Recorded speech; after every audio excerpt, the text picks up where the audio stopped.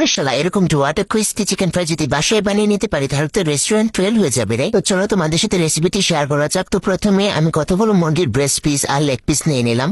তারপর পরিমাণ মতো লবণ, হলুদের গুঁড়া, মরিচের গুঁড়া, জিরার গুঁড়া সবগুলো মশলা একে একে দিয়ে দিব। তারপর আদা বাটা, রসুন বাটা, সামান্য একটু সস দিয়ে দিব। এখন সবগুলোকে মিক্স করার পালা। মিক্স মিক্স মিক্স একদম ঠুসা ঠুসে সবগুলো মাইখা নিব, একদম মানে কাটাকে নুয়ে ছিঁড়ে দিয়ে দিব আর কি।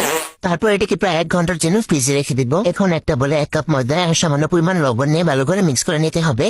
তারপর ম্যারিনেট করে চিকেনগুলোকে ফ্রিজ থেকে বের করে নেবো। দেখছে একদম সবগুলো গায়ে গিয়ে ঢুকে গেছে। তারপর চিকেনটাকে ময়দার মধ্যে ভালো করে কুট করে নেবো। এভাবে চেপে চেপে হাত দিয়ে ভালো করে কুট করে নিতে হবে, যাতে চিকেনের গায়ে গায়ে ময়দাগুলো একদম ভালো করে ঢুকে যায়। তারপর একটা বলে সামান্য পরিমাণ পানি নিয়ে সবগুলো চিকেন একে একে ভিজিয়ে নেবো। তারপর ভিজানোর পর এই চিকেনগুলো আবার ময়দার মধ্যে কুট করে নিতে হবে, আবার ভালো করে একদম গায়ে গায়ে ঘেঁষে কুট করে নিতে হবে। তারপর চিকেনটা তোলার সময় এভাবে জাকিয়ে বাকি ময়দাগুলো ছেড়ে নিতে হবে। এই যে আমার রেডি হয়ে গেল। তারপরে সবগুলো চিকেন উল্টে পাল্টে একদম ক্রিস্পি করে ভেজে নিতে হবে, একদম লো আছে ভাজতে হবে। ওই যে দেখো আমার ছোকরাটা কি দুধ দিচ্ছে। এখন জামাকে পরিবেশন করে নিই। ধুর বাবা, আমি একটু খাই দেখে সহ্য হইতেছে না।